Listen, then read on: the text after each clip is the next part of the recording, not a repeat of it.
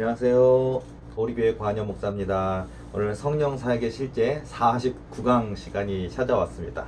많이 기다리셨습니까? 오늘도 제가 재밌는 얘기 많이 들려드릴 텐데요. 이 더운 여름날이지만 우리 믿음만큼은 이 여름보다 100배나 1000배나 더 뜨거워지시길 바라고요. 또 정말 살아계신 하나님, 역사하신 하나님에 대한 그 믿음이 정말 그 어떤 용광로보다 더 뜨거운 믿음이 되어서 하나님의 마음을 움직이는, 하나님의 마음을 감동시키는 이런 믿음이 되시는 저와 여러분 되어야 될 줄로 믿습니다. 여러분, 제가 재밌다는 표현을 많이 하지만 재밌다기보다는 어떤 우리가 맨날 부딪히는 현실이죠. 근데 뭐냐면 낙심이라는 거. 여러분, 낙심하지 않을 수만 있다면 얼마나 놀랍게 쓰임 받을 수 있을까, 그런 생각이 들어요. 우리가 목사님도 낙심합니다. 목회를 20년 30년 했어도 낙심합니다.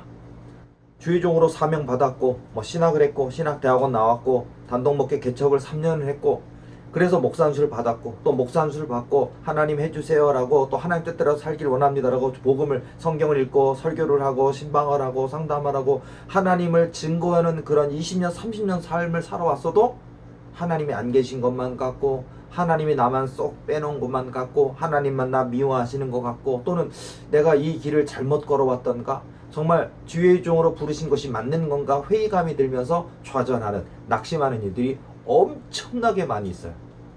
저에게 전화상담 청하시는 분들, 물론 직접 찾아오시는 분도 있지만 전화상담 청하시는 분들 중에 반이 목사님, 사모님, 전도사님이에요.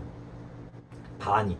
그러니까 그런 분들이 목사님이 무슨 다른 목사님한테 뭘 물어보려고 전화하실까 하시지만요, 낙심이에요. 근데 물론 낙심이라는 표현이 있지만 낙심만 있는 건 아니죠. 예를 들어서 어떤 정체성의 혼선이라든지 또 하나님이 나를 향한 뜻이라든지 또 영적 진단이라든지 분별이라든지 그런 것들에 대해서 고민들이 생기거든요. 하나님이 나를 이렇게 부르신 것 같은데 하나님 뜻이 맞는가, 이런 거를 분별을 해야 되겠고, 또는 목사인데도 불구하고 내 자신의 문제를 해결하지 못하는 문제들이 또 있어요.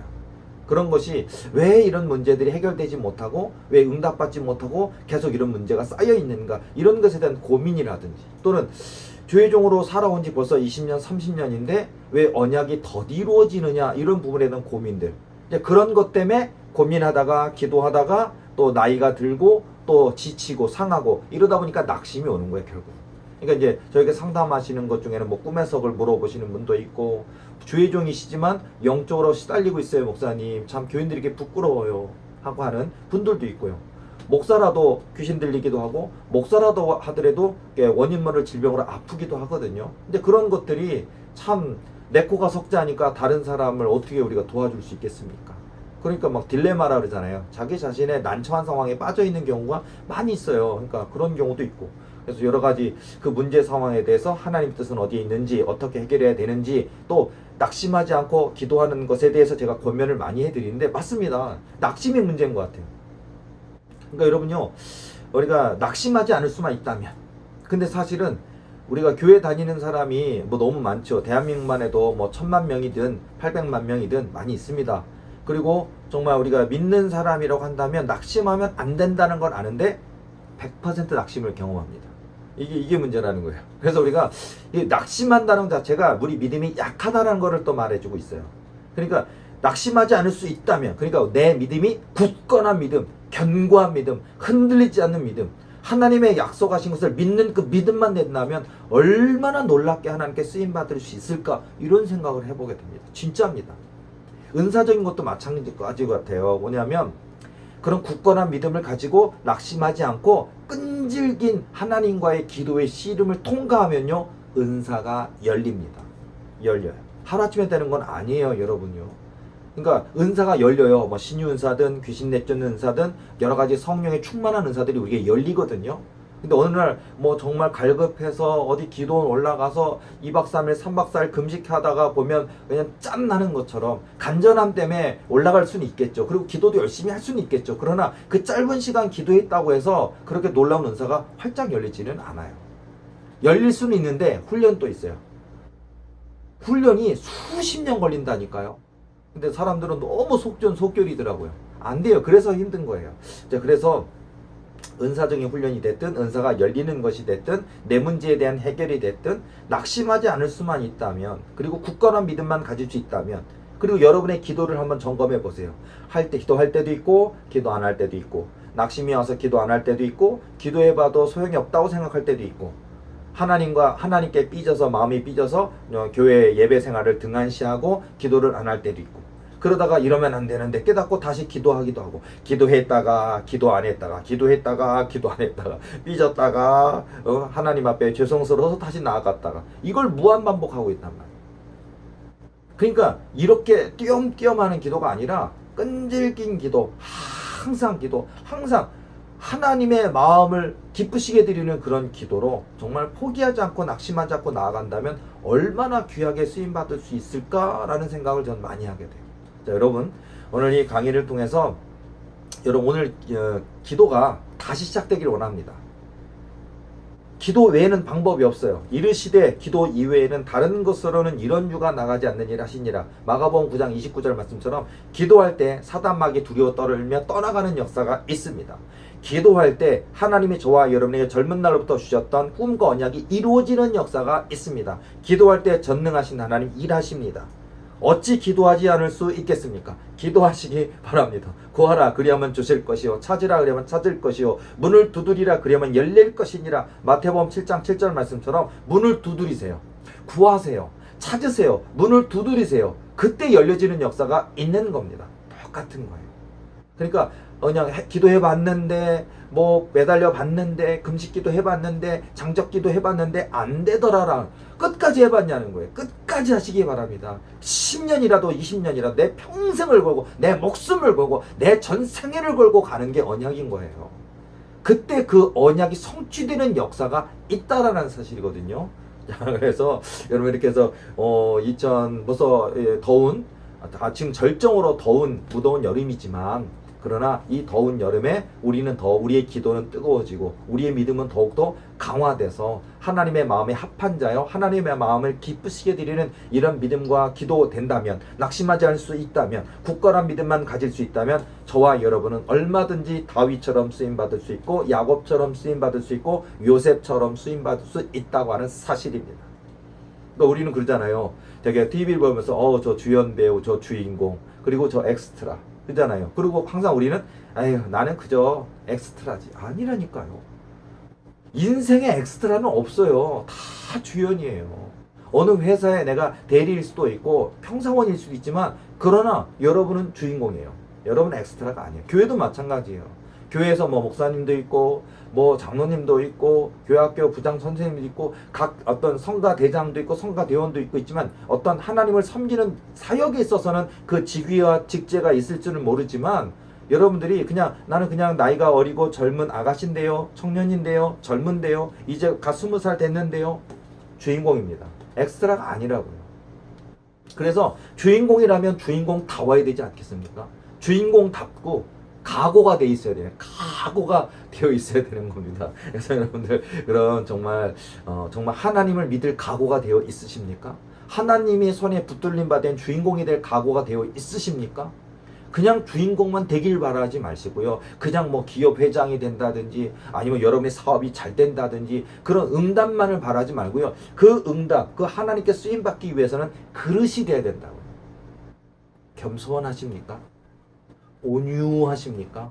충성하고 있습니까? 절제하고 있습니까? 영을 분별하고 있습니까?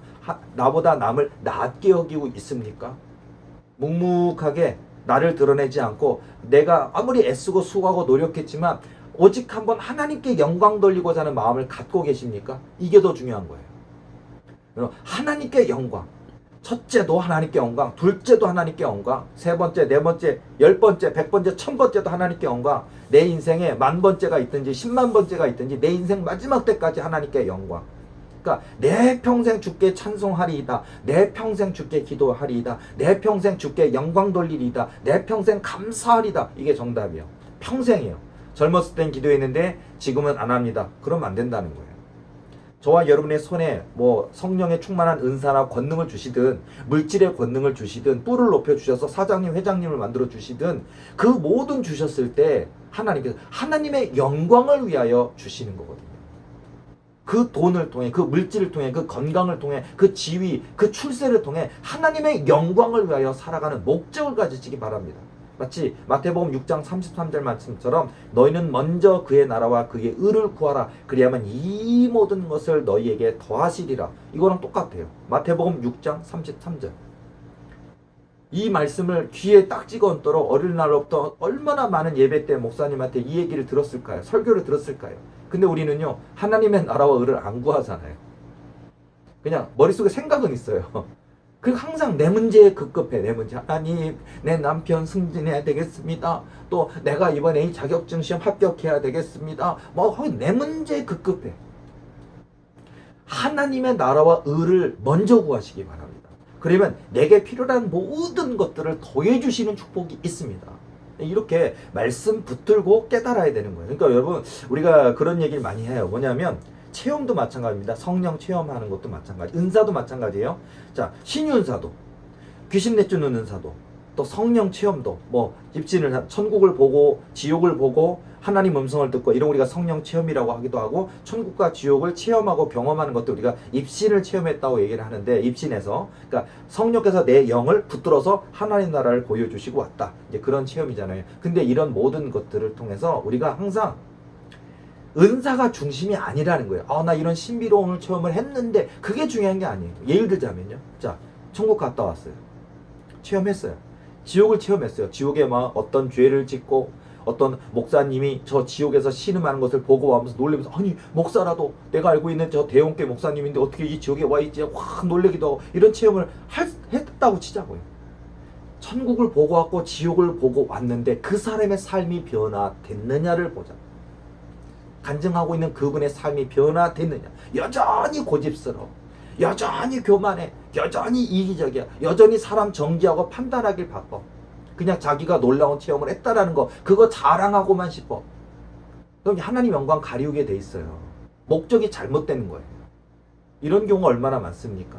그래서 우리가 되게 성도 교회 안에서도 신앙인들이 오해가 있는 것 뭐냐면, 저분은 방언도 하고 통변도 있고 때로는 하나님의 예언의 메시지 같은 성령의 음성도 듣고 하시는 분인데, 정말 사람 상처를 너무 많이 줘. 그래서 내 속의 것을 꺼내놓고 얘기가 두려워. 저분은 말을 옮기고 다녀. 이런 거 있잖아요. 여러분 섬기는 교회 안에도 있을 겁니다. 성령 체험하신 분인데 왜 교만할까? 성령 체험하신 분인데 왜 겸손하지 않을까? 성령 체험하신 분이고 은혜 체험이 있는 분인데, 목사님께도 충성하는 분인데 왜 이렇게 인간관계가 좀 문제가 있을까? 나만 높여줘에 빠져 있을까? 교회에서는 열심히 신앙생활하는 척 하는데 다른 데 가서는 목사님 욕하고 사모님 욕하고 교회를 욕하고 교회를 분열시키는 일을, 마귀 앞잡이 같은 일을 하고 있을까? 그러고 볼 때 여러분 시험에 들고 상처받는다고요. 그러니까 여러분, 성령 체험했는데 마귀 짓 하고 있는 사람들이 있어요. 그러니까 성령 체험을 했는데 온유한가? 방언, 통역 있는데 정말 방언을 하는, 그러니까 방언이라는 게 영의 언어입니다. 영의 언어. 하나님과 나 사이의 영의 언어, 영의 대화, 영의 기도예요. 그러니까 방언은 무슨 뜻인지 몰라도, 또는 단순하게 초등학교 1학년 같은 단순한 거, 랄랄랄라, 룰룰룰룰루, 뭐 라라라라, 리리리리 많아요. 유유유유유도 있고, 굉장히 그리고 언어 방언도 있고요. 이런 많은 방언하는데 의미 없는 음절만 반복하는 것은 아닐까, 뭐 그런 것도 있잖아요. 근데 성령 방언은요, 하나님이 시키시는 거예요.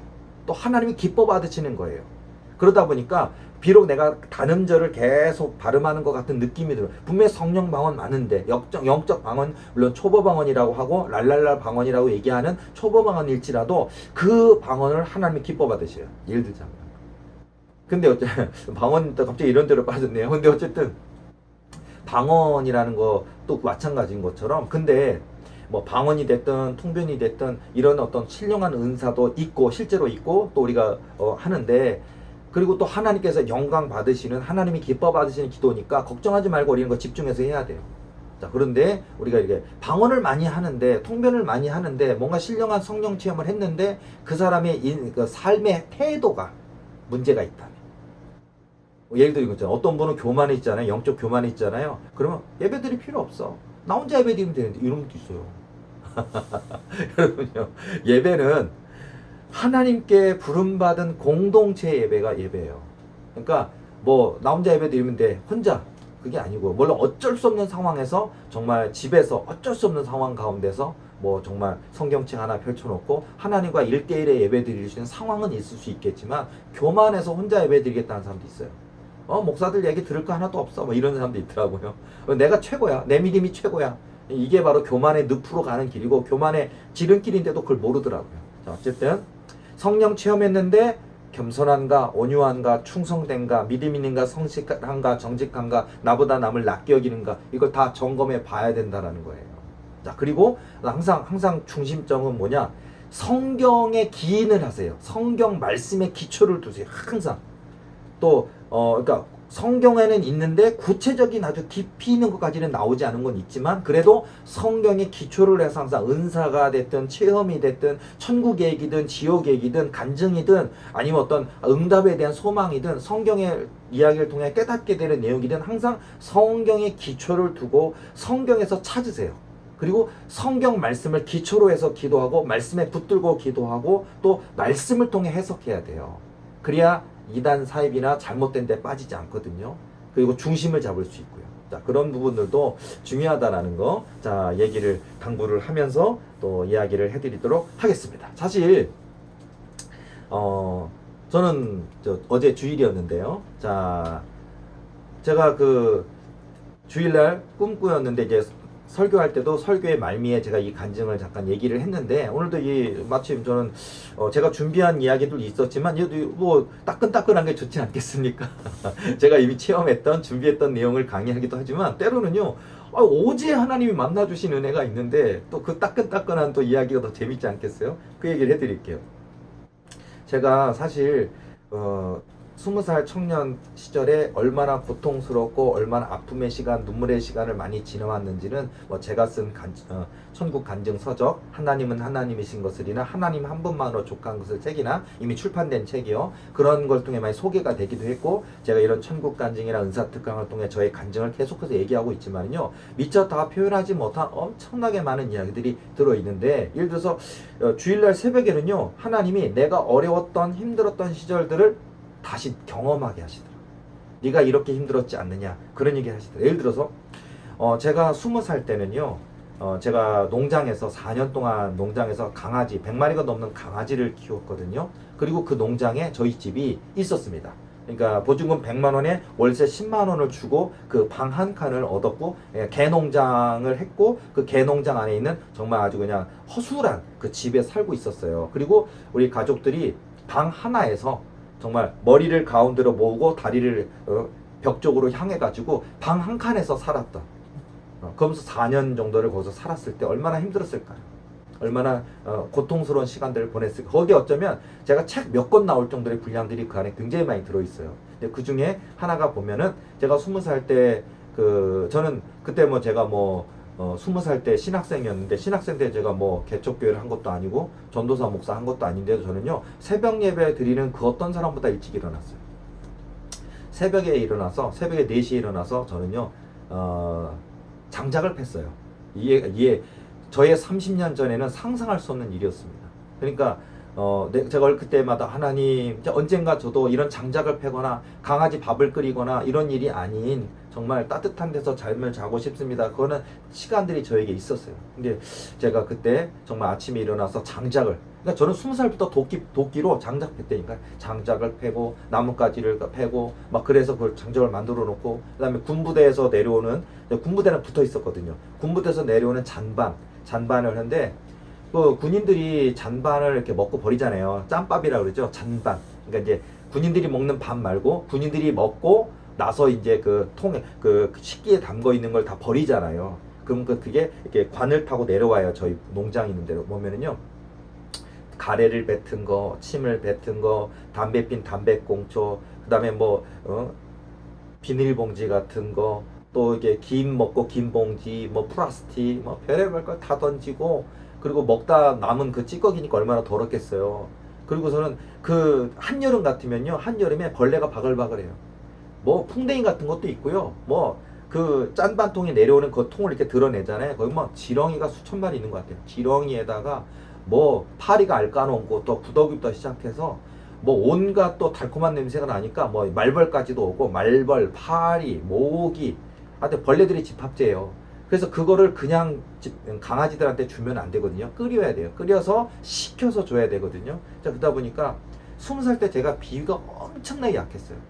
제가요, 어느 정도냐면 우리 가족들이 먹은 유리컵에 물 한 잔 먹고 내려오는 것도 나는 남이 내 가족인데도 내 가족이 엄마라도 아빠라도 뭐 형이라도 동생이라도 그 입에 한번 댄 그 컵조차도 내가 먹지 않는, 얼마나 제가 비유가 약한 뭐라 그럴까, 깍쟁이인데다가 비유가 약한 사람인 거예요. 그리고 남이 먹던 거 우액할 정도로 그랬는데, 제가 하나님이 저를, 비유가 이렇게 약한 저를 그 20살 그 개농장으로 나를 집어넣으시고 몰아넣으셔서 거기서 4년 동안 짬밥을 푸게 하시니까, 짬밥을 푸고 그 잔반을 장작을 패서 그걸 끓이고, 끓인 거를 갖다 식혀놓고 식힌 걸 갖다가 강아지 100마리의 그 밥그릇에다 넣어준다고 생각해봐요.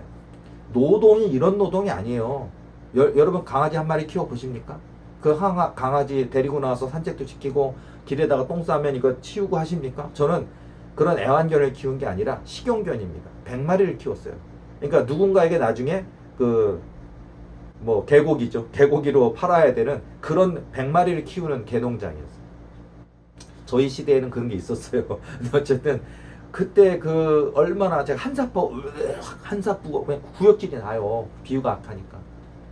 그런데 제가 한 6개월 정도 그 잔반을 푸고 그 개밥을 끓이고 강아지한테 그 밥을 주는 일들을 하다 보니까요. 이제는 부대에서 뭔가 아주 그냥 그 이렇게 뭐 널쩍다리 같이 돼지 무슨 뭐 등뼈찜이라든지 뭐 이렇게 뭐 그런 게 나오잖아요. 그러면요, 내가 비록 사람이니까 저걸 집어서 먹지 않을 뿐이지 먹고 싶을 정도로 아이고 맛있겠다 입맛도 다시면서 오늘 아주 부대에 맛있는 음식 나왔네 해가면서요, 비유가 얼마나 강해졌는지 몰라요. 그때는 제가 너무 그런 것들에 그런 게 힘들어서 하나님께 원망 많이 했어요. 하나님, 내가 20살 내가 무슨 죄를 이렇게 지었길래 나를 이런 짬밥을 푸는 이런 인생을 시킵니까 하고, 그리고 또 제가 힘이 약했거든요. 그러다 보니까 다리 하나짜리 수레 있잖아요. 그 수레에다가 잔반을 푸고 비탈길을 내려와가서 끓이는 거예요. 그래서 비탈길에서 내려오는 길이 한 50m 되거든요.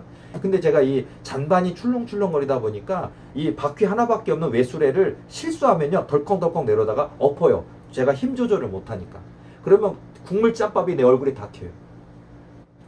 그거요, 그 냄새가요, 여러분요, 뭐 우리가 꾸리꾸리하다 그러잖아요. 정말 막 뭐라고 표현하기 어려운 기분 나쁜 냄새 있죠. 왜, 그러니까 짬밥이 썩을랑 말랑하기 직전의 냄새인데 꾸리꾸리 하면서 뭔가 이상한 냄새 같은 그런 거 있잖아요. 뭐 쓰레기 냄새도 나고, 우리 예를 들어서 뭐 좀 이런 쓰레기를 청소하신다든지 뭐 이런 분들이 땀 흘리고 애쓰고 수고하시지만은 그분들의 몸에 나는 어떤 냄새들이 있잖아요. 근데 제가 그 몸에 냄새가 났어요. 그러다 보니까 제가 아무리 그걸 세수하고 닦았다 해도 그 냄새가 묻어 있는데, 제가 신학교 1학년 가보세요. 저는요, 제가 신학대학교를 수업을 듣잖아요. 그러면요, 제 옆에 아무도 안 앉아요. 뭐냐면 모세의 기적을 날마다 체험해요. 제가 가서 수업 딱 듣잖아. 1학년인데 20살 1학년인데요. 친구들이 알아서 이렇게 코를 약간 이렇게 하면서 차마 또 너 냄새난다 이렇게 말할 수 없으니까 쓱 피해요. 저 혼자 앉아 있어요. 여러분 그때 그 속상함은 저도요, 여자친구도 있었으면 좋겠고 저도 남자친구도 있었으면 좋겠고, 그런데 저 냄새 난다고 완전 난 3D 업종 냄새 나는 사람이에요. 막 냄새 나고. 근데 그런 삶을 가지고 잠밥을 둬야 되고 또 수업을 들어야 되고, 수업이 끝나면 수 없는 알바 전선으로 저는 가야 되고, 이게 저의 20살 때 있었던 그 고통의 시간들이었거든요. 그리고 그걸 한 달 두 달 한 게 아니라 4년 했습니다. 자, 그런 것들을 하나님이 이 꿈을 통해서 하나님이 그 꿈을 꾸게 하시는 거예요. 내가 이미 겪었던, 그리고 내가 책에 다는 아니지만 힘들었던 몇몇 순간들을 내가 간증하고 기록했던 것들을 주일 새벽 아침에는 하나님이 네가 이런 것 때문에 힘들어 하지 않느냐는 걸 막 보여주시는 거예요.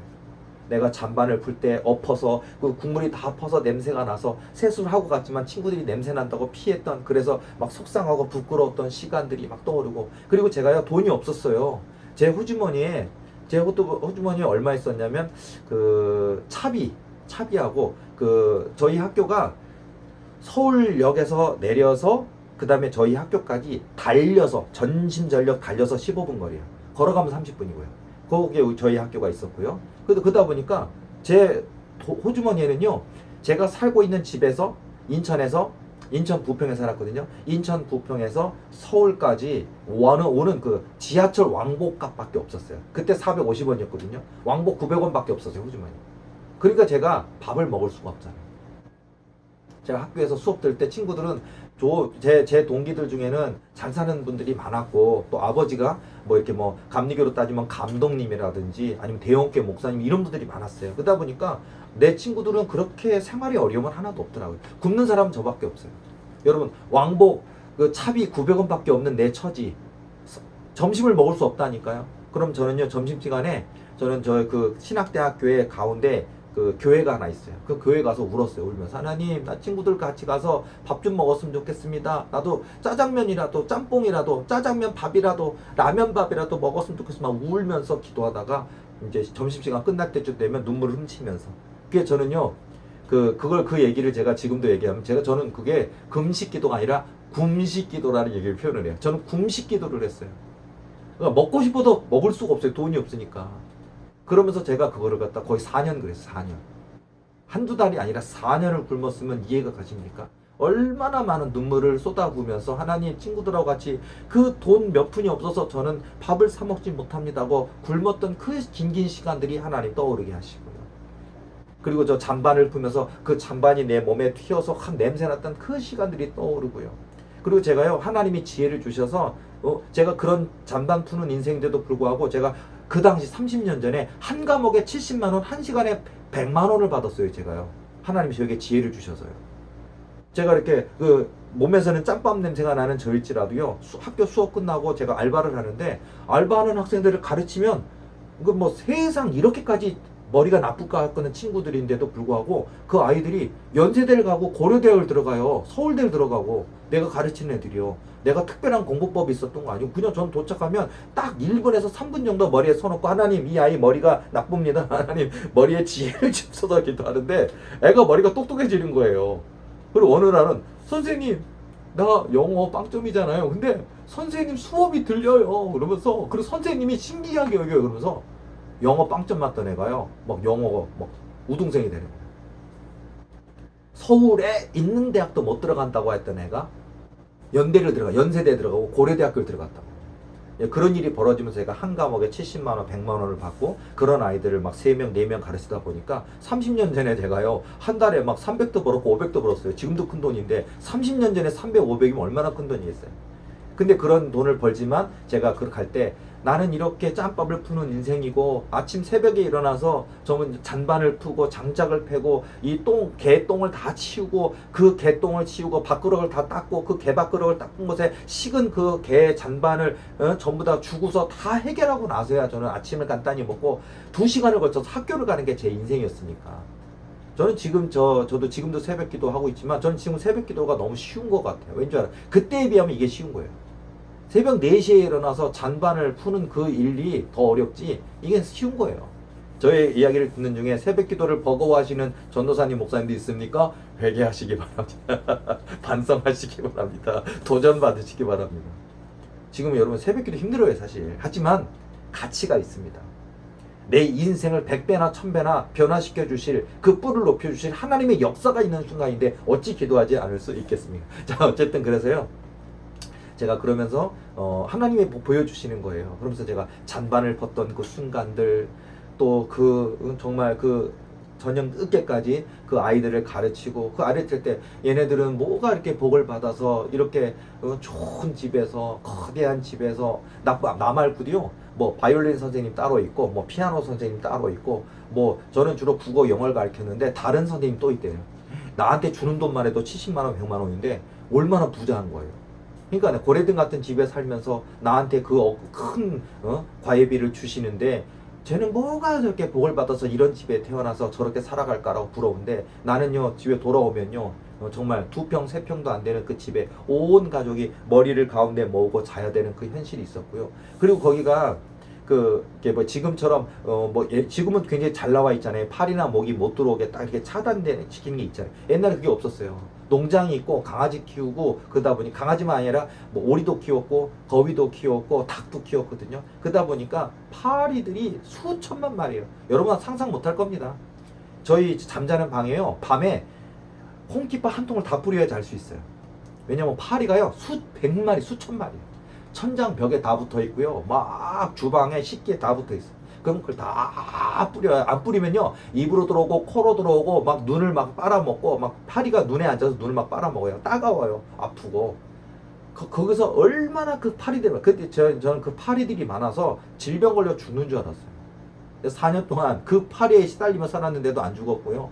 잔반을 품면서 그렇게까지 힘들었는데 하나님이 안 죽게 하셨고요. 그랬고요. 그리고 이제 그 농장을 하면서 제가 계란 가게를 이제 하게 되었는데, 제가 그래서 별명이 계란 가게 총각 아저씨잖아요. 제가 생긴 건 이렇게 생겼어도요. 제 나이 20살 때 제 별명이 계란 가게 총각 아저씨였는데요. 그 계란 가게, 제가 이제 농장에 있지 않으면 계란 가게 아니었으면 농장, 그리고 학교 갔을 때 빼고는 계란 가게 아닌 농장, 이 세 군데가 저희 4년 동안 이렇게 살았어요. 그런데 보면 진짜 계란 가게에서 자는 날 같은 경우는 계란 가게가 한 2평 남짓해요. 근데 계란 판수가 600판, 700판이 쌓여 있어요. 그런데 여러분 아시지만 계란에는요 털하고 이렇게 닭똥 같은 게 막 묻어 있어요. 옛날보다 요즘은 좀 뭐 무항생제 이렇게 하면서 깨끗하게 세척돼서 나오잖아요. 근데 옛날에 그게 안 됐어요. 그러니까 똥이 막 묻어 있고 그러는데, 이게 한여름에 창문을 다 닫은 상태에서 선풍기 3대를 돌리잖아요. 그러면 귀에 앵앵앵앵 선풍기 들리는 소리에, 에어컨도 없었죠. 선풍기가 다였고, 그나마 그 선풍기라도 돌리지 않으면은요 상해요 계란이. 그러다 보니까 돌리지. 그럼 그 먼지가요, 여러분 어디 청소할 때 이렇게 뭐 먼지털이로 털면 뭐 먼지가 팍 일어나면 어후 하잖아요. 문 창문 열고 막 숨 못 쉴 것 같잖아요. 저는 밤 새내 그 막 먼지가 그렇게 꽉 차 있는 먼지에서 제가 숨을 못 쉬겠더라고요. 그리고 아침에 일어나잖아요. 그럼 제가 가래를 뱉잖아요. 가래가 한 줌이 나와요. 그 미세먼지 때문에.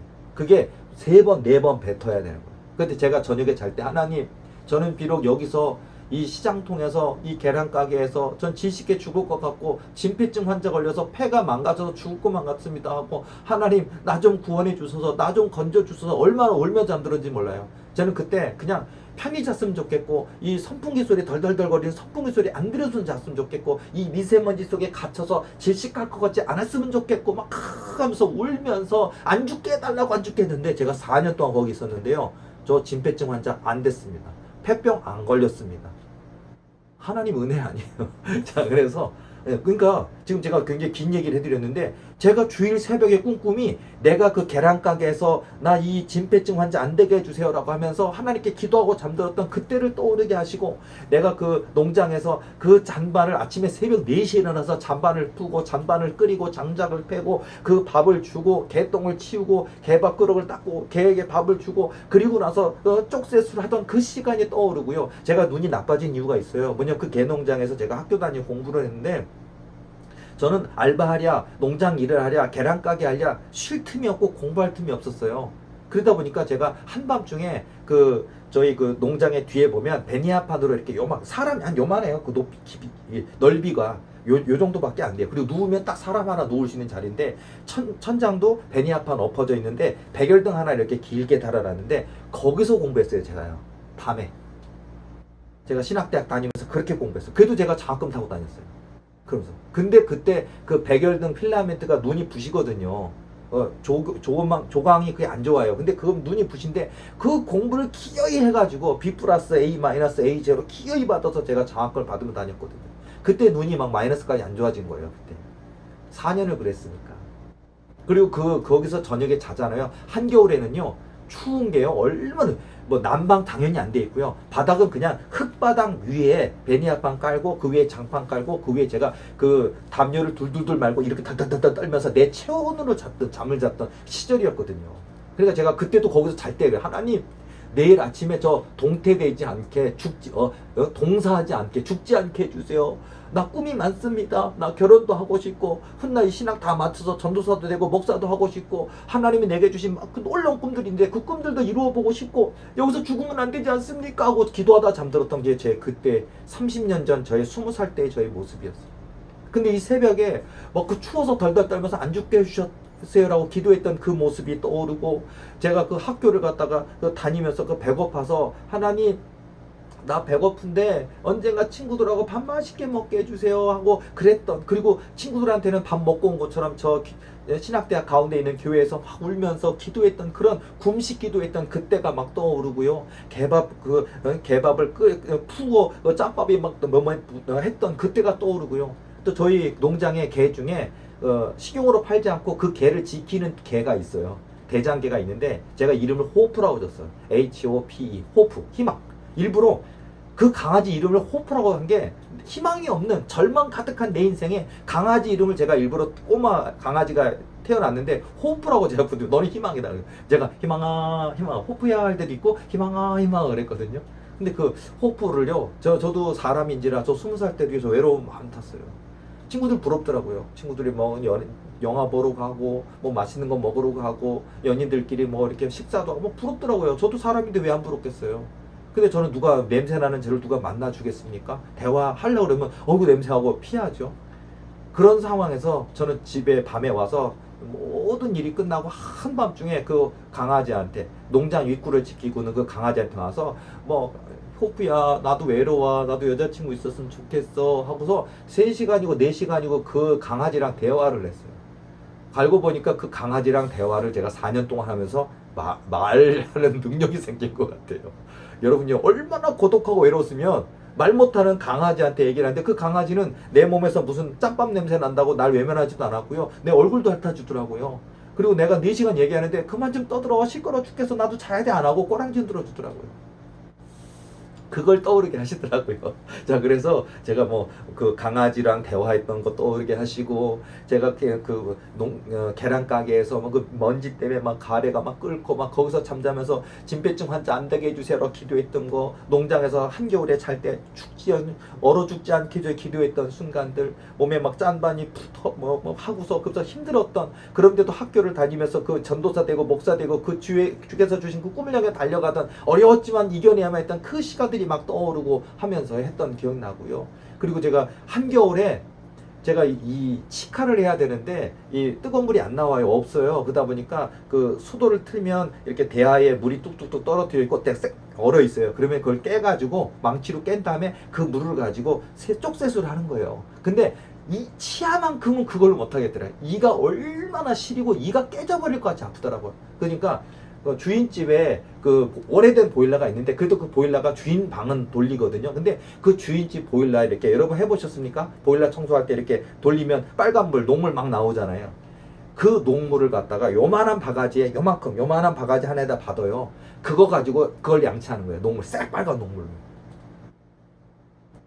근데 제 몸 안에 엄청난 쇳가루가 많이 들어있을 것만 같은데요. 저 근데 쇳가루 때문에 제가 지금까지 뭐 병들지도 않았고, 근데 내가, 야, 하나님 은혜다. 여러분, 녹슨, 그 보일러 속에 들어있는 오래된 녹슨 수돗물 그거 가지고 양치해 보신 적 있습니까? 여러분, 새벽 4시에 일어나서 저편은 짬밥을 푸는, 그 강아지 100마리를 밥을 주는 일을 4년은 해보셨습니까? 근데 어쨌든 그런 일들을 하나님이 기억나게 하시고 떠오르게 하시더라고요. 떠오르게 하시더라고요. 그러면서, 그리고 제가 가만히 꿈속에서 그 얘기를 그러니까 꿈이지만 그때 내 시절로 보여주시면서, 너가 이런데 내게 너가 진폐증 환자 안 되게 해달라, 얼어 죽지 않게 해달라, 언젠가는 짝을 만나게 해달라, 언젠가는 좋은 짝을 만나 가정을 이루게 해달라, 뭐 해달라, 네가 이런 기도를 했었고 이런 고난, 이런 배고픔, 이런 서러움을 겪었지 않느냐. 그리고 하나님이 돌이켜보면 너는 지금 가정을 이루었고 아내가 있고 또 자녀들을 둘이나 낳았고, 또 그때는 신학생이었지만 지금은 목사 안수를 받고 목사가 되었고, 지금은 너 자신 혼자만이 아니라 많은 마음이 상하고 지친 사람들을 위로하고 격려하고 용기를 북돋아주는 그런 목사가 되었지 않느냐. 지금은 적어도 보일러에서 나오는 녹슨 그 물로 가지고, 따뜻한 녹슨 물로 가지고 양치하지는 않지 않느냐. 따뜻한 물로 얼마든지 샤워할 수도 있고 또 시원한 에어컨도 틀 수 있고 그런 목사가 됐지 않느냐. 하나님이 막 그걸 깨닫게 하시고 다시 보여주시고 막 하시는 거예요.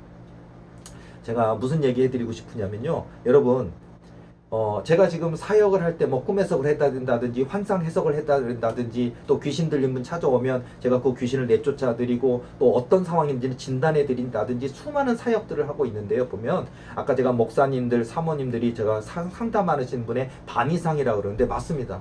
근데 보면 많은 분들이 낙심해 있어요. 그러니까 하나님 계신 것 같은데, 아니 맞는데, 맞아야만 되는데 없는 것만 같은 그 절망에 막 찾아와 있는 분들, 그리고 왜 내 병이 안 고쳐질까, 왜 아플까, 이 원인 병원 가서 찍어보면 아무데도 어디 뭐 종양이 있거나 문제가 있는 거 없다 그러는데 내 몸이 아파 죽겠는데, 이런 것들의 문제들, 수많은 문제 상황님들을 상담할 때 제가 그분들에게 때로는 짧게는 1시간이지만 길게는 2시간 또 전화할 때도 있어요. 그리고 찾아오신 분 중에는 4시간 동안 제가 기도해 준 적도 있어요.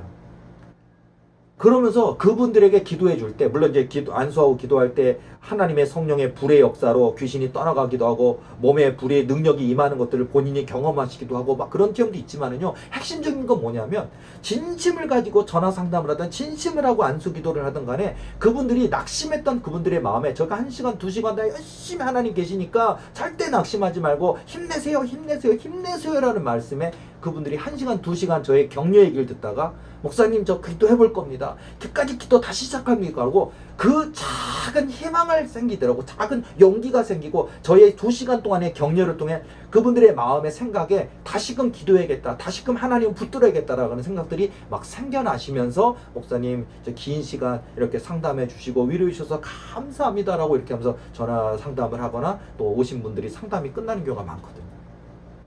근데 저는 지금도 일을 해오고 있는데, 근데 그 일에 대해서 하나님이 저에게 굉장히 어떤 칭찬하시는 일 같은 그런 말씀을 해주시더라고요.